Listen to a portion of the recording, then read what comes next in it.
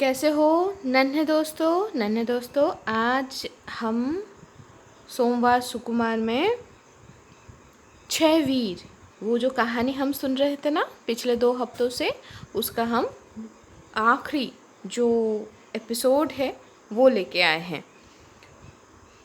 तो चलो बच्चों, हम सुन लेते हैं। अच्छा, इससे पहले हम लोगों ने छह वीर जो सुकुमार राय के लिखे हुए, इस कहानी में हमने सुना था कि कैले बोल के एक शहर है जो इंग्लैंड और फ्रांस के बीचों बीच है और ये फ्रांस के अधीन था।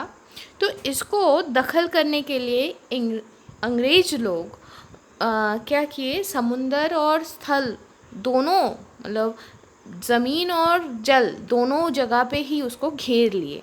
और तब इस अंग्रेज़ जो सेना वाहिनी है उसको उसका जो क्या क्या बोले, उसका जो अधिनायक थे या उसको जो लीड कर रहे थे वो थे एडवर्ड।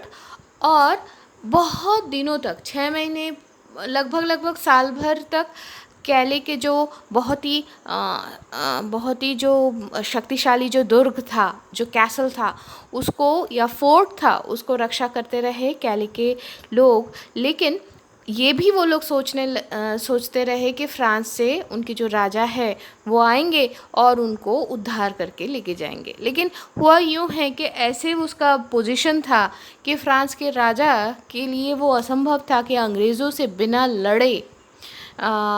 लड़े वो जीते। लेकिन ये था कि इतने दिनों से अंग्रेज़ लोग उस कैली के जो दुर्ग है, कैले दुर्ग को इतने दिनों से वो लोग घेरे रखे थे कि वो उन लोगों को समझ में आ गया था कि और कुछ दिन बाद वैसे ही भूख से तड़प के कैले के लोग छोड़ देंगे, हथियार डाल देंगे। तो वो लोग युद्ध करने के लिए भी तैयार नहीं थे, वो लोग चुपचाप सिर्फ उसको घेरे रखे थे। तो ऐसे ही जब आखिरकार फ्रांस के राजा भी वापस चले गए तो तब कैली के लोग आत्मसमर्पण के लिए सोच लिए। पहले तो एडवर्ड सोचे कि सबको बहुत भयंकर सा क्या बोले, पनिशमेंट देंगे, बहुत भयंकर सा उनको, हर किसी को कुछ ना कुछ, चाहे वो पूरा सारे धन संपत्ति ले ले, सबको फांसी दे दे, क्या करेंगे। लेकिन वो गुस्से में आके ये सब बोले। तो फिर जब अंग्रेज़ों के पक्ष में भी जो लोग थे, वो लोग जब राजा एडवर्ड को समझाए कि नहीं, ये लोग बहुत ही वीर हैं, उनके साथ ऐसे व्यवहार करना अनुचित है, इनको अच्छे से देखना चाहिए, लड़ाई की जगह पे है ना, लेकिन गुणी को सम्मान देना अलग एक मतलब जो सम्मान देता है उसका सम्मान बढ़ता है। तो ये सारी चीज़ें लेके वो लोग जब समझाने लगे तो राजा जो एडवर्ड हैं, इंग्लैंड के राजा, वो बोले कि ठीक है, वो अगर पूरा हार मान के दुर्ग का जो चाबी है वो देकर अगर 6 लोगों को, छः प्रतिनिधियों को भेजते हैं तो मैं सिर्फ उन 6 लोगों के ऊपर जो भी कार्रवाई करना है मैं करूँगा, वो चाहे जो भी हो, उसमें आप लोग हाँ ना कुछ नहीं बोल पाओगे। तो जब ये सुने तो तब क्या हुआ। तो अब हम आज आखिरी जो भाग है वो शुरू कर रहे हैं। 6 वीर, लेखक है सुकुमार राय। तो ये जो वार्ता है जब पहुंचा कैली के लोगों के पास, तो वो लोग तो सोच में पड़ गए कि कौन सा वो 6 प्रतिनिधि हैं जिनको हम हमारे प्रतिनिधित्व करने के लिए भेजें और जिनका ये भाग्य होगा कि वो कुछ ना कुछ, मतलब फांसी भी चढ़ सकते, मृत्युदंड भी उनको हो सकता है। तो ये सब सोच के वो लोग सोच में डूबे रहे। तो इतने में उम्र में बहुत ही बड़े, मतलब बहुत ही बुज़ुर्ग, मतलब अब एक बात तो ये है, हम उम्र में बुज़ुर्ग सिर्फ नहीं, वहाँ पर सारे लोग जो रह गए थे, क्योंकि वो लोग जब युद्ध शुरू होने से पहले या ये जो घेराव शुरू होने से पहले अपने शहर से, अपने दुर्ग से बच्चे बूढ़े, ज़्यादातर बच्चे बूढ़े और महिलाओं को बाहर कर दिए थे, बाहर दूसरे शहरों में भेज दिए थे। तो जो लोग रह गए थे तो वो सारे कितने दिनों से बिना खाए पिए रह रहे हैं, तो सारे बहुत दुर्बल हो गए थे। इनमें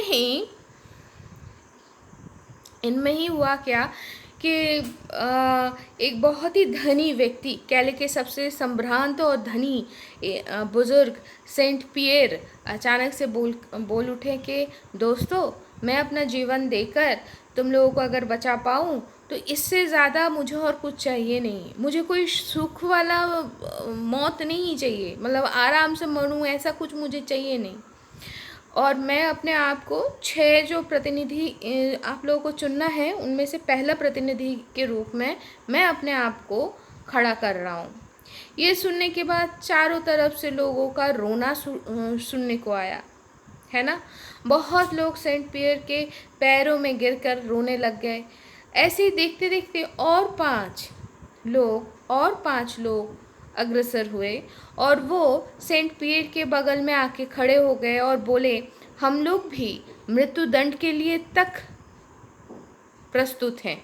ये दृश्य देखकर जो अंग्रेज़ दूत वहाँ पर आए थे ये वार्ता लेकर, उसके आंखों में भी पानी आ गया।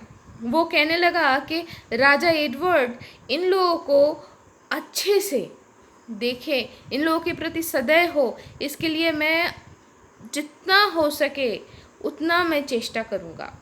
तो 6 प्रतिनिधि को लेकर राजा के सामने वो दूत जो हैं वो उपस्थित हुए। अब ये 6 प्रतिनिधि बहुत ही शांत भाव से राजा के सम्मुख में घुटने टेक कर बैठ गए। उसके बाद सेंट पियर धीरे धीरे बोलने लगे, हमारे कैले के जो आदिवासी दोस्त लोग हैं, इतने दिनों से असहनीय जो दुख और कष्ट सहकर दुर्ग को रक्षा किए हैं, उनके अयोग्य प्रतिनिधि हम लोग हैं। आज उनके जीवन रक्षा के हेतु दुर्ग के चाबी आपके पास हम देने के लिए आए हैं और ये हम देते हैं। अभी हम लोग संपूर्ण रूप से आपकी इच्छा और आदेश के अधीन हैं। तो वो एडवर्ड जिस सभा में बैठे थे वो सभा एकदम चुप हो गया। सारे लोग उन 6 व्यक्ति को देखने लगे। 6 जो लोग थे, 6 लोग ही उम्र में बहुत ही बुजुर्ग थे। बहुत दिनों से बिना खाए पिए उन लोगों का शरीर पूरा सूख गया था, लेकिन फिर भी उनके मन में, उनके मुखमंडल में एक बहुत ही गहरा सा प्रशांति, कष्ट के जितने सारे रेखा है उन सबको पार करके तेज के साथ प्रज्वलित हो रहा था। एक रोशनी उनके मुखमंडल से बिखेर रहा था, जो एक वीरता का रोशनी था। वो एक ऐसा रोशनी था जिससे अंग्रेज़ योद्धा भी अपने मन में उनके लिए श्रद्धा का भाव महसूस कर पाए। तो सारे लोग आपस में बोलने लगे, इनको अगर हम सज़ा दें तो वो जो प्रतिशोध होगा वो सही नहीं है। तो जो दूत गया था फ्रांस, मतलब कैले शहर में, वो लोग बोले, राजा एडवर्ड, इनको अगर हम सज़ा देते हैं तो वो कलंक स्वरूप होगा, अंग्रेज़ जाति के ऊपर कलंक होगा। लेकिन एडवर्ड का मन इससे पिघला नहीं। वे जल्लाद को बुलाए। तब इंग्लैंड की रानी फिलिपा बंदियों के बीच में रोते हुए वो घुस गई और दोनों हाथ उठाकर भगवान जीसस क्राइस्ट को बुलाने लगे और उनकी दुहाई देते देते वो बोले एडवर्ड को, इन लोगों को तुम छोड़ दो। तब एडवर्ड और ना नहीं बोल पाए। 6 वीरों को मुक्ति देकर रानी फिलिपा उन लोगों को अपने घर पे लेके गई और बहुत ही सुकून के साथ उन लोगों को भोजन करवाए और खूब सारे उपहार देकर उनको विदा किए। इन 6 वीरों का वीरत्व का जो गाथा है, फ्रांस के लोग आज भी नहीं भूले हैं। और अंग्रेज़ लोग जो है, मैं बांग्ला में बोल दिया अंग्रेज, तो अंग्रेज़ लोग जो हैं वो भी आज भी याद रखे हैं इन 6 वीरों को। तो बच्चों आज के लिए यहाँ तक ही। और इस कहानी से हम लोग एक चीज़ ज़रूर सीख पाए कि सच्चाई हमेशा बहुत सारे उतार चढ़ाव देखता है, लेकिन जीत आखिर में सच्चाई की होती है। ये हो सकता है कि हम सच्चाई के रास्ते में हैं, हमारी हार हो सकती है, हमारी जीत हो सकती है, लेकिन अंततः सिर्फ रह जाता है सच्चाई। और सच्चाई को साथ में लेके चलने के लिए साहसी होना पड़ता है, जैसे ये 6 वीर थे, तभी हम वीर होते हैं। सामने वाला आपको वीर समझे या ना समझे, आपको सच्चाई के साथ चलना पड़ता है, सच्चाई को लेके चलना पड़ता है। तो आज यहाँ तक ही। हमें साहसी बनना है, वीर बनना है, सच्चाई के साथ चलना है। तो अच्छा, जाने से पहले ज़रूर बोलूँगी, जिन सारे दोस्तों का एग्ज़ाम चल रहा है या एग्ज़ाम आने वाला है, जो लोग प्रिपरेशन कर रहे हो, सबको ऑल द बेस्ट। और जिनकी एग्ज़ाम हो चुकी है, अभी थोड़ा सा आराम से हो, तो उनको बोलूँगी कि खूब सारा मस्ती कर लो, फिर से पढ़ाई शुरू करनी है ना कुछ दिनों में। तो आज हम चलते हैं, सारे अच्छे से रहना, खुश रहना, टाटा।